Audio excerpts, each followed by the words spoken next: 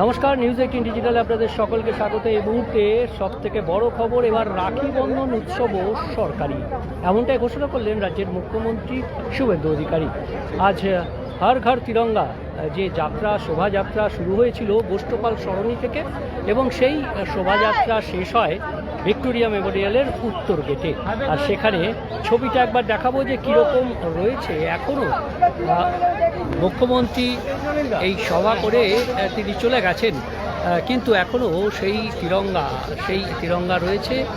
School college থেকে যে ছাত্রছাত্রীরা এসেছিলেন তারা যেমন সেলফি তুলছেন, তারা ফিরছেন, এবং তার সঙ্গে সঙ্গে যারা এসেছেন এই তিরঙ্গা যাত্রাতে তারাও এই মুহূর্তে তারা রয়েছেন। এবং সেই বিষয়ে অর্থাৎ এবার এই মঞ্চ থেকেই মুখ্যমন্ত্রী ঘোষণা করলেন যে শুধু হর ঘর তিরঙ্গা নয়, এবার রাখি বন্ধন উৎসব সরকারিভাবে পালিত করা হবে, সরকারিভাবে পালন করা হবে। সরকারিভাবে বিভিন্ন জায়গায় সৌভ্রাতৃত্বের যে উৎসব, সেই সৌভ্রাতৃত্বের উৎসব সরকারিভাবে পালন করা হবে, এবং সমস্ত সরকারি দপ্তর যেমন তেমনি সবাইকে সমবেতভাবে এই রাখি বন্ধন উৎসবে পালনে সামিল হওয়ার যেমন বার্তা দিলেন, ঠিক তেমনিভাবেই অন্যদিকে এই হর ঘর তিরঙ্গা অর্থাৎ সবার ঘরে তিরঙ্গা এই কর্মসূচিতেও মুখ্যমন্ত্রী আহ্বান জানালেন। 15ই আগস্ট যে রেড রোডে সমবেত হওয়ার কর্মসূচি রয়েছে সেখানেও সকলকে আসার আহ্বান জানালেন, বিনীতভাবে সকলকে সেই আহ্বান জানালেন। আমরা দেখি যারা এসছেন এখানে তাদের সঙ্গে একটু কথা বলবো।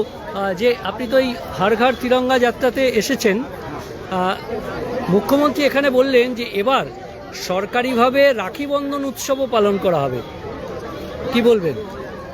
করলে ভালো, সব উৎসব করলেই তো ভালো হয় না? রাখি বন্ধন উৎসবে আমরা তো খালি দেখেছি আগে দুর্গা পুজো আর কার্নিভাল, এবার দেখি সব কিছুতে এটাও তো আজকে একটা কার্নিভালের একটা অংশ।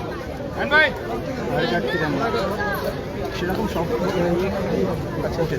15ই আগস্ট রেড রোডে যাওয়ার আহ্বান জানালেন, যাবেন তো রেড রোডে? হ্যাঁ, নিশ্চয়ই। আপনার নাম? জয়ন্ত ভবানীপুরে। হ্যাঁ, অর্থাৎ মুখ্যমন্ত্রী যে ঘোষণা করলেন সেই ঘোষণার মতোই এবার আমরা দেখতে পাচ্ছি যে স্টুডেন্টরা অনেকেই এসছে, বিভিন্ন স্কুল কলেজ থেকে ছাত্রছাত্রীরা এসেছেন, এবং এই মুহূর্তেও রয়েছেন মঞ্চের উপরে অনেকেই।